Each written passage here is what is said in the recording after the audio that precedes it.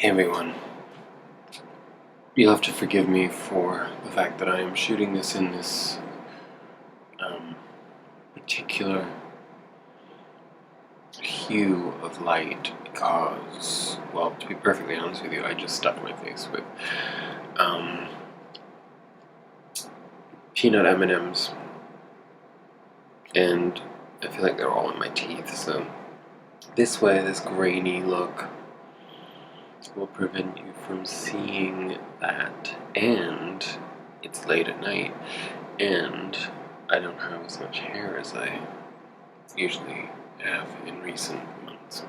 So, we have a lot to talk about, and we are going to talk a little bit about the astrology. But first, I pulled a Wisdom of the Oracle card, and ironically it's one that I had pulled for myself earlier in the week too. So, what do we have here? Oh, that's bright. Nice. Ooh, ugly. Let me see. There we go. Building blocks. It's not showing up so well. Not really sure what the issue is with the lighting, but regardless, I don't need it to read to you. The card is number 28, and building blocks' essential meaning is strong foundations and a beautiful work in progress. The Oracle's message is that you have everything you need to cultivate an extraordinary life. This is a time when your focus needs to be on the foundations you build upon.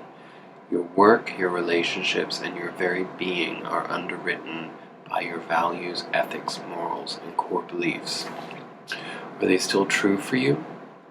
Will they stand the test of time and serve as the solid grounding upon which you construct your life? Now you are making changes that will affect everything in a positive way. Your destiny is truly a remarkable and beautiful design. Your relationship message is, when you see this card, know that you are attracting new relationships into your life and solidifying the ones you already have by building them on the foundations of honesty, humility, clear communication, and a genuine desire to know one another. You are moving towards laying the groundwork for a relationship with the firm footing that will ensure it can withstand any storm. Long-standing relationships are also repaired and strengthened. You and the other person are stronger, wiser, and more powerful together than apart. Our prosperity message for the week is the following.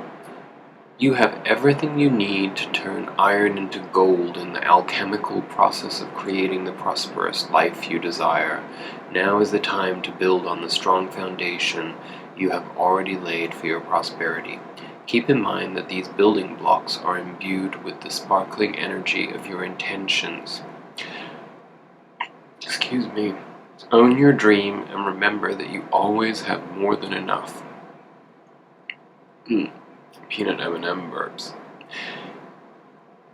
And you are always enough, so abundance is ever present. Your creativity is divinely inspired, and the design for your life is taking shape in service to the world. You are meant for success. Now, I'm going to tell you, as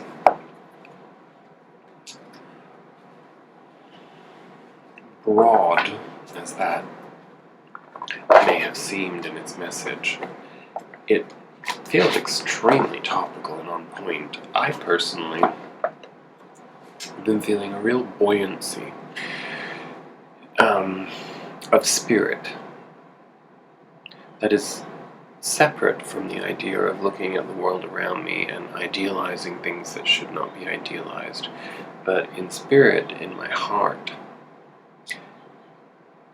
and through my experience, and through my inspiration and energy,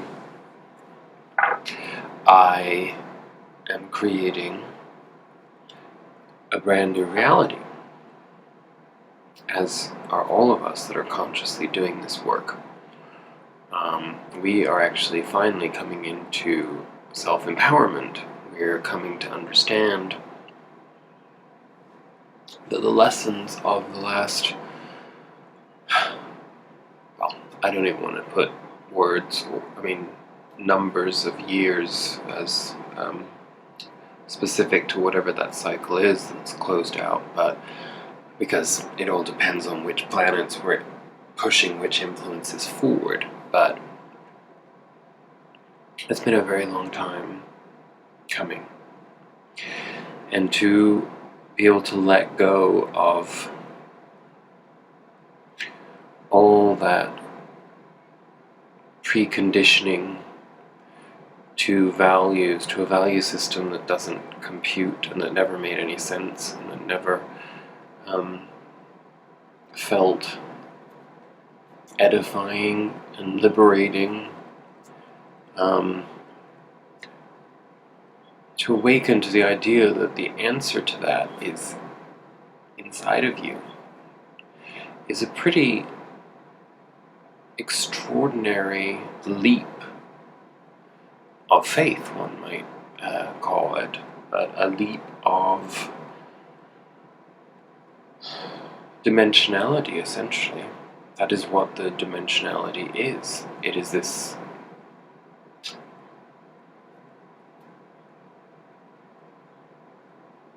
assessment and experience that we create for ourselves, and it's really based so much on how our sovereignty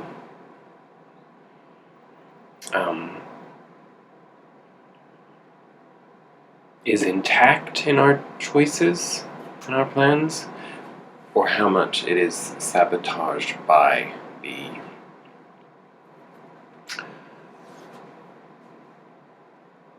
let's call it infrastructural prison. When we say the mind is a prison, we fail to use an adjective to qualify the mind in that case, and that is the unawoken mind is a prison. But as soon as you awaken to the power that you have within in terms of your ability to create and the deep sense of belief and faith that can empower us to experience our lives in the infinite energy cycle of the cosmos. As crazy as that sounds to put all those words together, that is exactly what our experience is. That is why astrology is so potent and omniscient, and that is why love has the highest resonance. And here's a thought for you.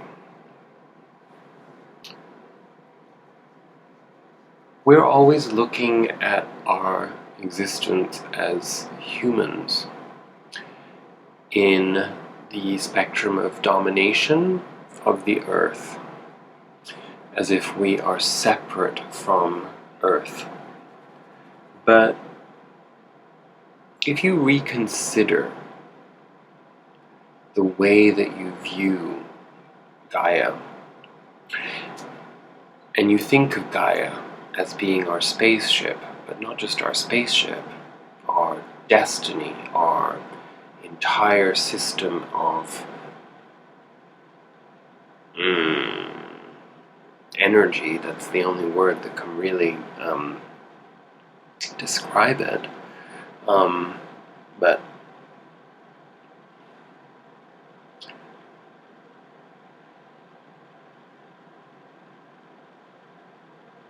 we are a part of this organism.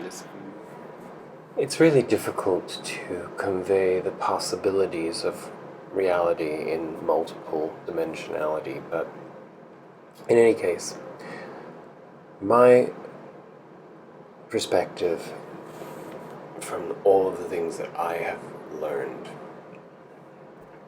and what I feel intuitively is that the universe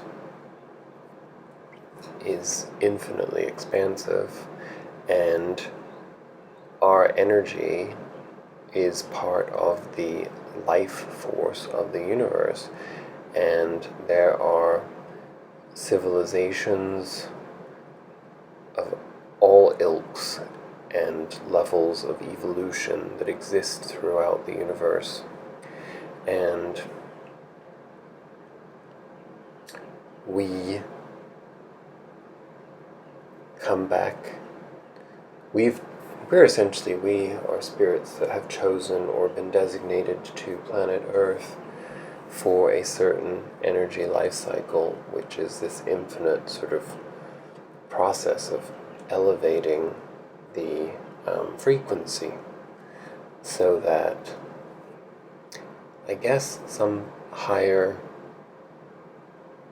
even higher dimensionality can keep existing. We have to build up over and over again. So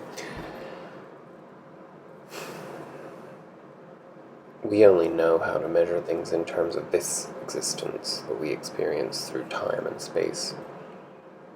That's how we've always experienced life as humans. And we are moving through new chapters of advancement in terms of our ability to tap into this innate knowledge, this knowing of the universe, this knowing of life, this knowing of what life is, and why there is an innate sense of morality in us, of what is right and wrong, what is love, what is light. Psychology complicates those things when you are having a human experience, but at the same time, the simplicity of access to a life that corresponds to higher vibrational aspiration is very accessible. It's just a matter of seeing it and committing to it. And that could be in a choice of complete simplicity, or in the choice of vocational heroism.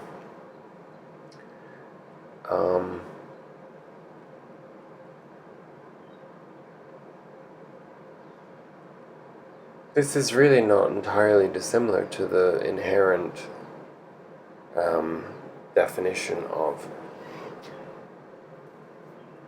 heaven and hell, these forces as they exist in Scripture. I mean, they all come from a place of deep understanding, of deep knowledge, that these things are not metaphorical. They are real.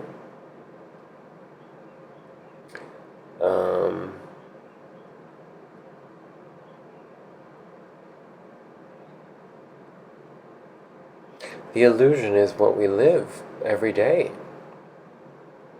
I mean, there's a purpose to it, but how differently would you live your life if you truly had faith in the idea that this is a part of a soul journey, and you accept that the challenge is to accomplish as much as you can with the tools that you have been given, to karmically align and evolve.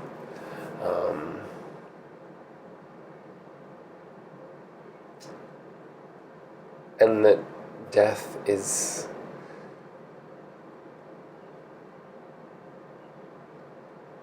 it's just a portal to a different dimensionality. And when we step outside of the fear, we stop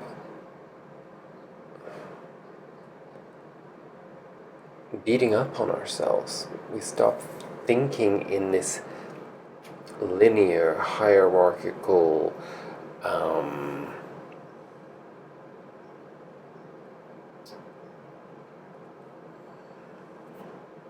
judgment of experience, and in turn we wear masks. Perhaps in some people's cases, in many people's cases, their whole lives they wear the mask. They don't even know they're wearing a mask themselves. So, I know that went really, really deep, but that's what I wanted to start out with. Remember that image of being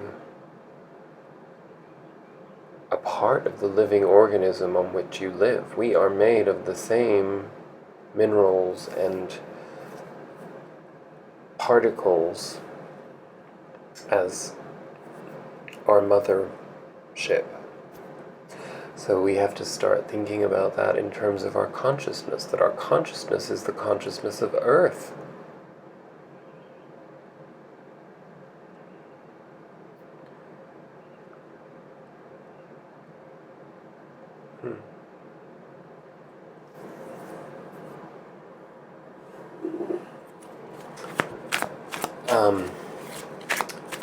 What are we dealing with? Well, I don't know about you guys, but the full moon in Scorpio was quite delightfully liberating for me.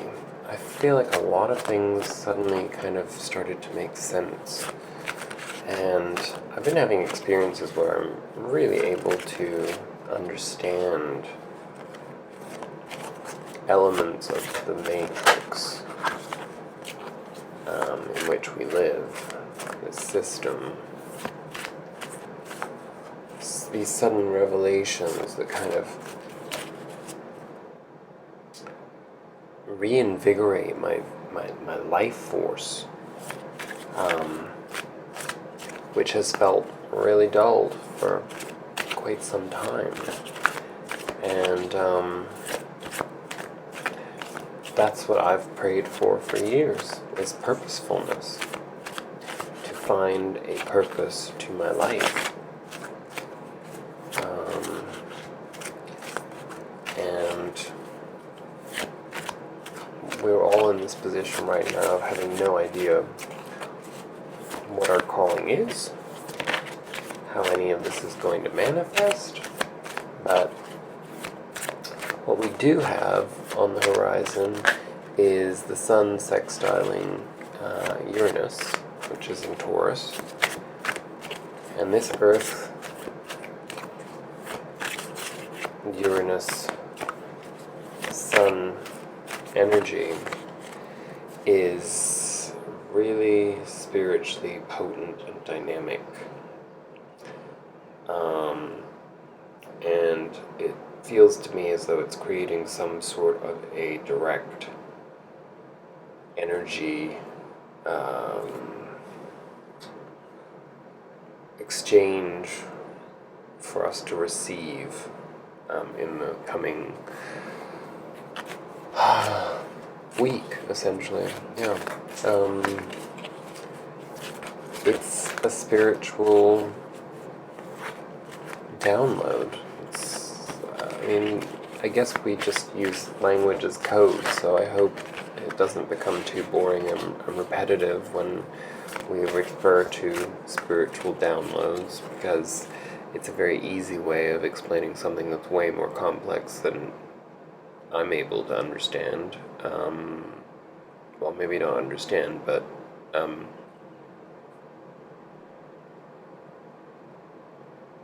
I can understand the concept, but not the mechanism, right? Which I'm sure you share in. But let's be really open to that in our meditation practice. Or when we're exercising, or whenever we can create a space for ourselves. And our immediate message for this, I'm sorry about the light, it's really making the cards look pretty ugly, but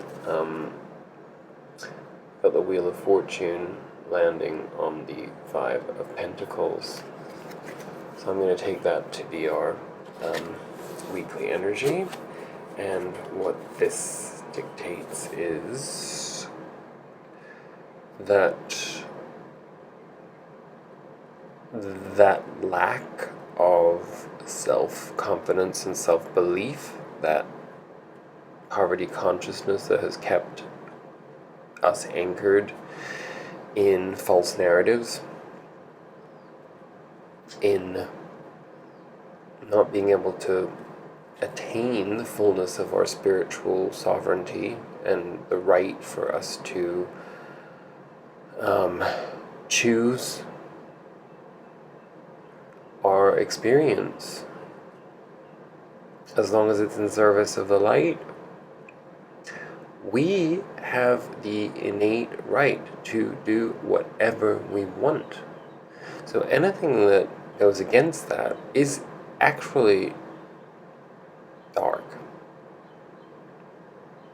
And that's really, really hard for some people to wrap their heads around, because it would mean that we would have to indict the entire system in which we have existed. Well, take a look around, because it's the beginning of the end of that. Right?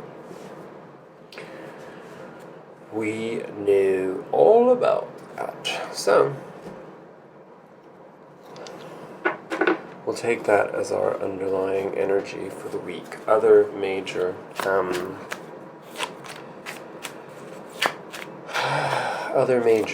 development to talk about: Venus squaring Neptune for the next month, which is going to keep us, even though we have this sense of revelation and this sense of spiritual dynamism. Well, there's a few things that are happening, but the Venus square Neptune influence for the next month, while Venus is in Gemini,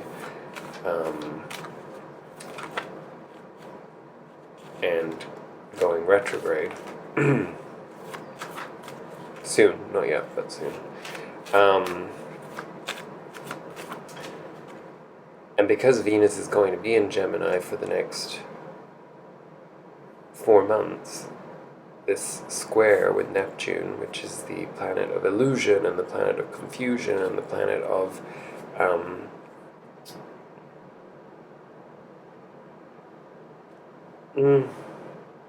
not the surreal, but the unknowable. You know, the dream and the anti-dream. Is the anti-dream reality, or is the dream reality? All of these types of shifts of perspective that can make it very confusing to communicate about a larger sense of life. But anyway, apparently the Venus squaring Neptune influence is going to cause us a little bit of a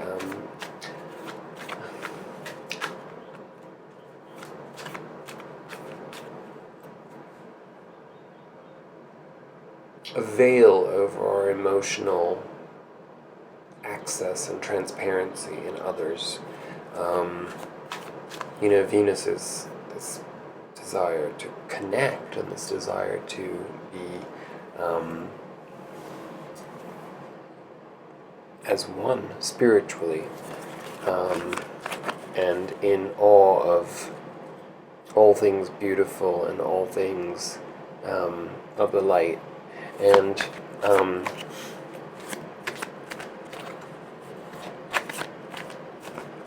Neptune makes all of that less attainable in reality and more anchored in fantasy. So that could play out in abundant different ways. And we are about to have several planets go retrograde, which is going to give us an opportunity to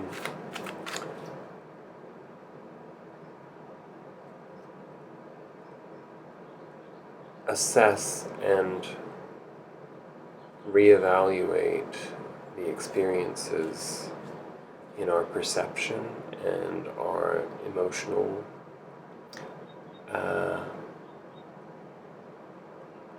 balance.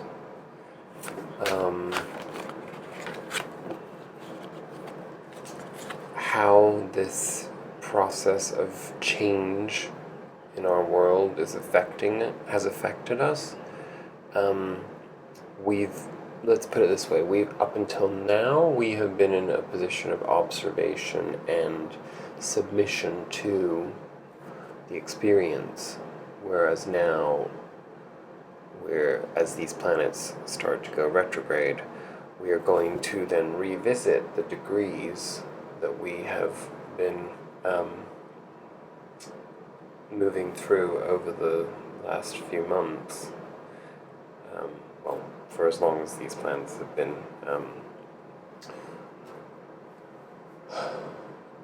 moving forward in actuality, but particularly the same degrees that we will be returning back on in the retrograde, if that makes sense to you. So we'll get more into that over the coming weeks as I do more research, because I am a bit of a novice when it comes to forecasting astrologically. I cull information and I'm slowly learning to interpret myself. So, and slowly learning to trust my intuition a lot more too.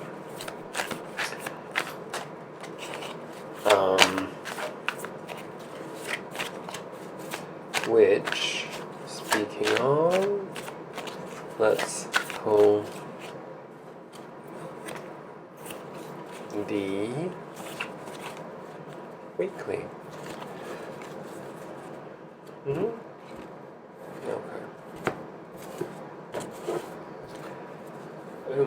Interesting. We have the Two of Cups. I did say I wanted to put that over there. Page of Cups at the center. Crossing us, we have the Seven of Swords. Crowning our reading, we have the Four of Pentacles. Interesting. In our past, we have the Hierophant. In our underlying energy, we have the Ten of Cups. In our future energy, we have the Queen of Swords. In our present environment, we have the, that is us as we represent in our environment. We have the King of Cups. We have the Four of Swords in our environment. We have Temperance as our psychological barometer card. And our outcome is the Ten of Swords. Now, this is to be expected. Let me tell you that next week, in other words, the week that we're doing this, excuse me, my nipples are popping out because this is a little, it's a small tank top, but whatever.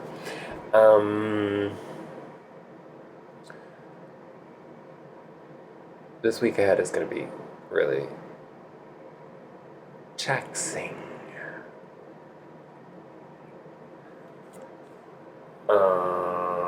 Draining. And not to your detriment. That's a hard one to understand. Basically, we're slowing down. We are taking the temperature. We are starting to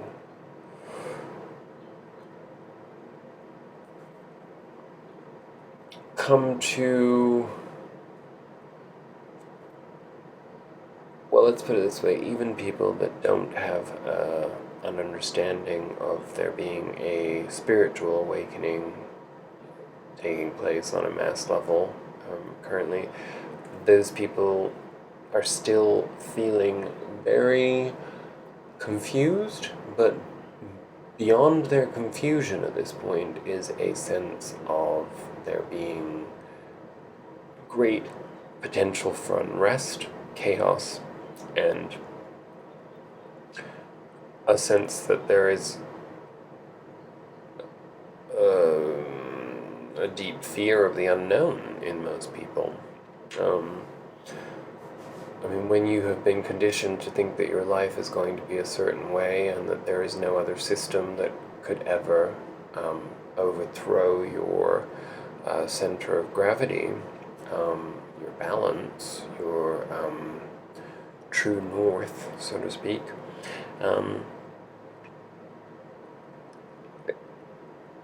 you just have not prepared in any way whatsoever for this type of beautiful experience of awakening and ascending energetically.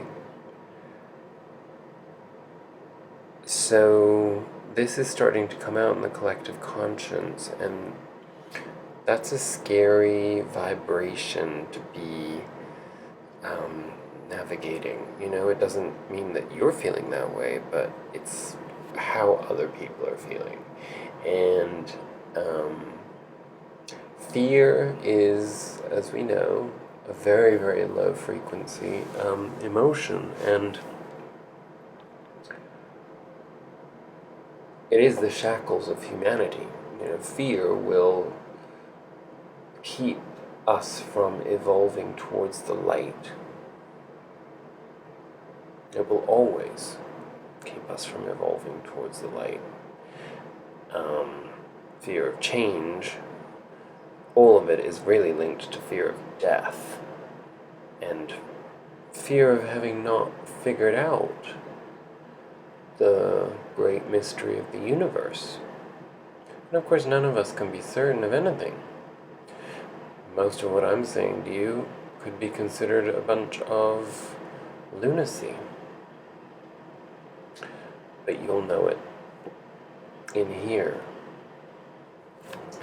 I'm reading this as a great craving for intimacy. I mean, if you consider that our underlying energy was telling us that we go through that wheel of fortune transformation away from some form of poverty consciousness, everything about this, including the astrology with Venus square Neptune, is all about our deep emotional understanding of ourselves and of our place in the world, because how we emote and how we, the frequency at which we vibrate emotionally is what makes our experience as a human. So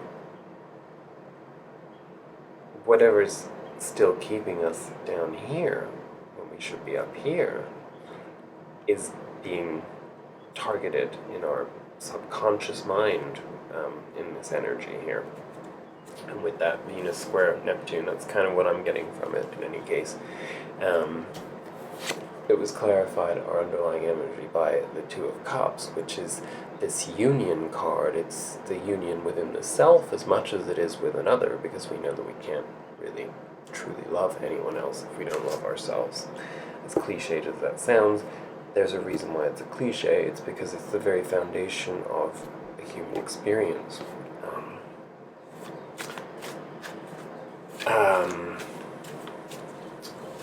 So something to think about, because at the heart of our reading we have the Page of Cups, which is an offer of something new emotionally. That we had this card either last week or the week before, so there's this concept, and I don't think it's one particular thing. I think that's why it keeps coming up. I think that this upgrading that we're doing, the downloads that we're getting that are upgrading our experience as humans, we're getting all these little pieces. Excuse me.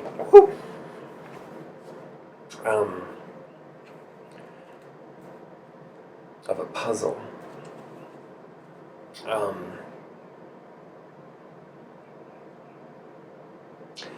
And what crosses us is the Seven of Swords. Now, the Seven of Swords is probably what our greatest hurdle in this energy is being honest with ourselves about the value of our experiences and the value of other people in our lives. Because I reckon that there's still a few stories that we're attached to that tell us that some people or some things are more important than they really are, if at all. So think about that one too, because that's a tricky one. Because self-deceit is not, doesn't have the same provenance as deceiving others, but the intentionality of it is the same. It's self-harm. If we could just understand that by shedding the lies that we've told ourselves by conditioning through our experiences, we would have a clearer channel to access the freedom within our soul. I mean, that's the tragedy of the human experience, is that most of us spend vast parts of our lives in such self-doubt that we are paralyzed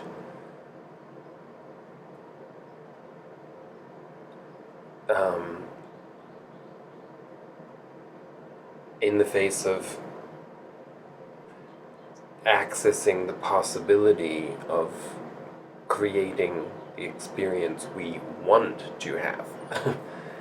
And so the universe has to keep giving us all these things to keep us on our toes, so that we keep learning, And things like death are going to happen anyway. I mean, we have to kind of get, with the program on that one, We don't escape biology, but what we do have that is infinitely more important and more beautiful and more inspiring is the infinite possibilities of the unknown, which I can guarantee you are beautiful and amazing to experience, to be in, beyond anything that you can possibly ever imagine. So there's nothing to fear, ever. I mean, I know we can say, well, when you don't have any money to pay your bills, there's going to be something to fear. Well, if worse came to worst and you came to the end of your life poverty-stricken, at that point, if you've had a full life and you can say that you can look yourself in the mirror or just be present in yourself in the fullness of who you are, then you're way ahead of the game. Let's get some clarifiers too, but okay, so I'm going to try to rush through this because I'm talking a lot this week. So in our past we have the Hierophant. So we're breaking free of that system. This is the system. This is the matrix. We're breaking free of it. We don't need a clarifier on that.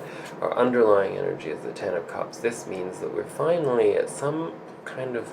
Because obviously with isolation and alienation that is so prevalent right now, people don't have the luxury of connection in the same way. But we, as a collective, that are more knowing and more conscious in this process at present, we actually, I think, have been starting to connect with one another on with our soul groups on the astral plane.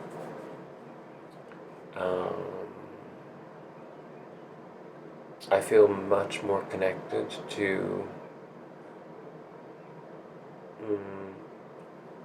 my energy source in that way. My angels, whatever you want to call them in your life. It's all just rhetoric, really, isn't it? But it's the feeling, it's the knowing.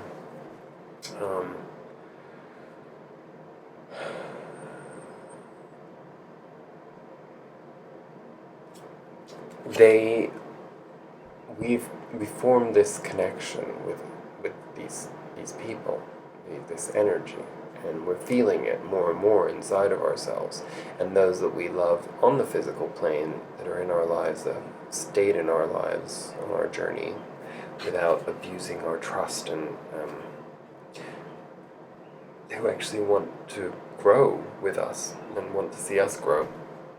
Very few and far between those people for the majority of us out there, especially light souls, light beings. So, So,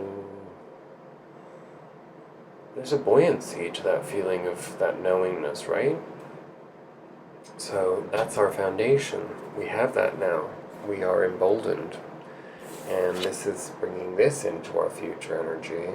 Our immediate future energy, the Queen of Swords. That is somebody who knows their shit, who embodies their truth, and who thrives on forward movement and progress on this journey towards light. This knowingness is everything to this Queen of Swords. That is the energy we're embodying. Again, be cautious, because there is some fucked up Mars energy out there that is potentially causing emotional derangement in people, crossed wires, and a tendency to be a little oversensitive, perhaps, to triggers. These won't be the same triggers as we're accustomed to psychologically in ourselves, because we have moved beyond the Piscean victimhood, Jungian archetype structures. That does not count any longer in this new paradigm, just so you know. And as for clarifiers on our crowning energy, the Four of Pentacles, which, as we know, is the... well, it's the holding on too tight to what we think makes us happy. It's actually more apt and more ironic to look at this image than it ever has been before, because this is basically the matrix in the background. This is like the banking system. This is like, like the power structure as it is, and this person is terrified of letting go of these things. And what did we get as our clarifiers? We got two. We got the Hermit. So that's the inner journey to understanding that, in order to let go of the attachment to those fear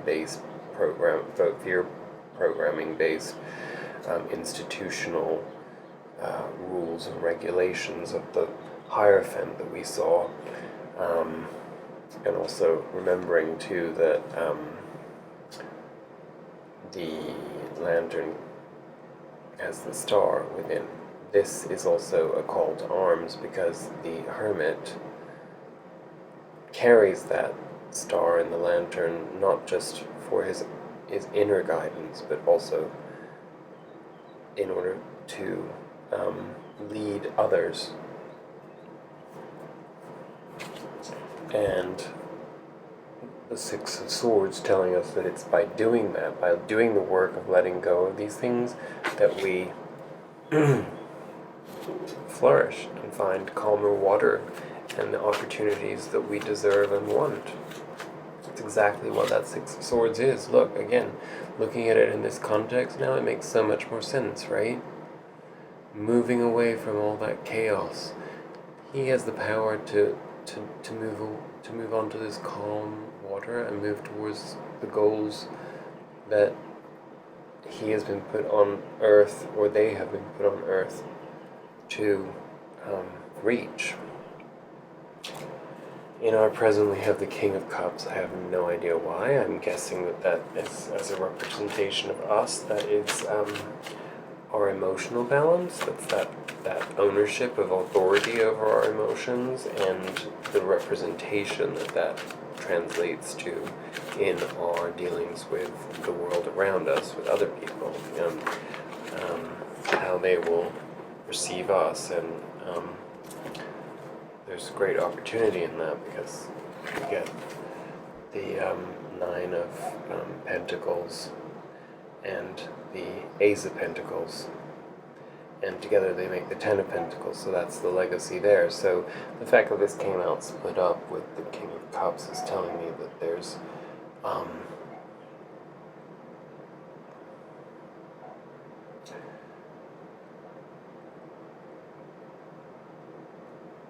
the wealth that we have is the sum total of our experiences that leads to this inner truth and balance that allows us to move forward. But now we're coming into a time where, as a result of embodying the traits of the King of Cups, the authority of our own emotion, to be able to project ourselves with kindness and balance and emotional maturity, that gives us access to this Ace of Cups, the missing cup. In our environment, we have the Four of Swords. So a duality meaning here, symbolically speaking, we could look at this as being a representation of the pandemic and the fear of illness and the need to stay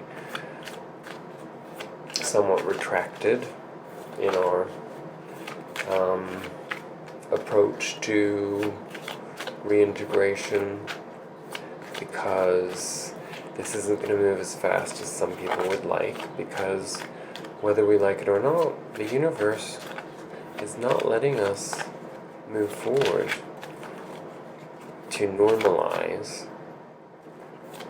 life to the standards that it has been in possibly much longer than we'd like to think, but that's to be determined. We'll see. But it also, the Four of Swords is a good indication that the week ahead is going to be one that requires of us to introvert, partially because of all of that chaotic, antagonistic, low-frequency energy that's lingering out there, that's just kind of bursting at the seams in some darker force driven people, entities out there. So the sanctity of the Hermit energy is a reminder that we choose the experiences that we have.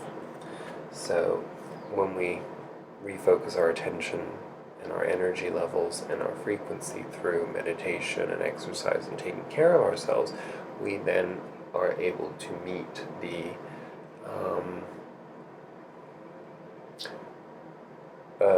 difficult energies with the grace and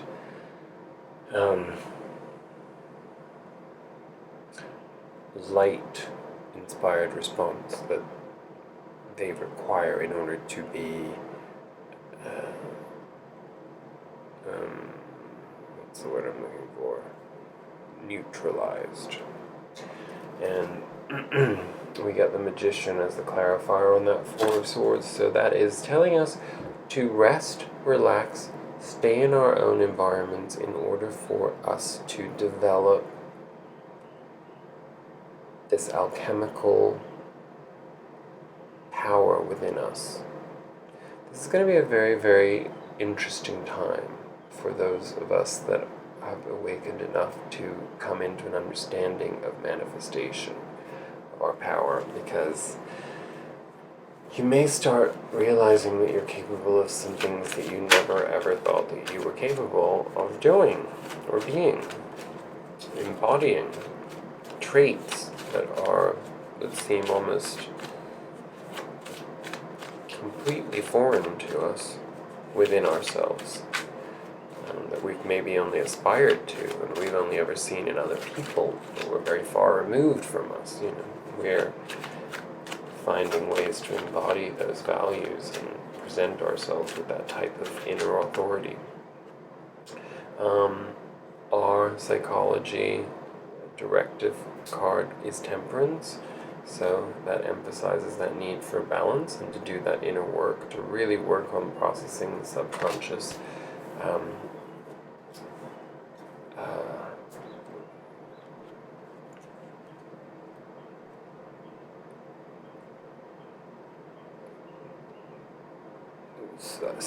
the sphere of the mental, I don't know why that's all coming to me, but for that we were given the clarifier of the King of Wands. This is being an authority on our inspiration, on what inspires us. This is finally facing the fact that we need to kick our own ass into commitment to our creative goals, our anything that we desire to manifest. We have to start actually believing in our alchemical innate magic, which is our nature, our essence, to start manifesting the things that we actually really want to be and do and have and experience. And our outcome as the Ten of Swords, as much as the Ten of Swords always looks like a scary as fuck card, because it's particularly in that lighting, well, I guess that's kind of nice. It's almost as if there's a blue light coming in on that disaster, see? It makes that black cloud just kind of even less imposing. But we have to remember, that's the acknowledgement of the journey that we've been on. That is not somebody who's dead. A person has had the 10 swords stuck in their back. Those are experiences. Those are the Piscean experiences. And what do we get to clarify that 10 of swords? We get the 2 of swords and death. So, the 2 of swords is essentially trumped by the death card, in that the ending of this cycle, what we're going to be processing in the week ahead emotionally, in our experiences and in our inner world, is the elimination of this indecision, of this sense that there's 2 possible realities. There isn't.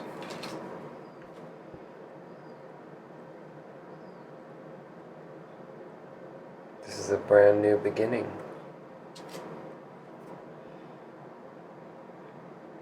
Because that's what death is, right? Metaphorically and in reality.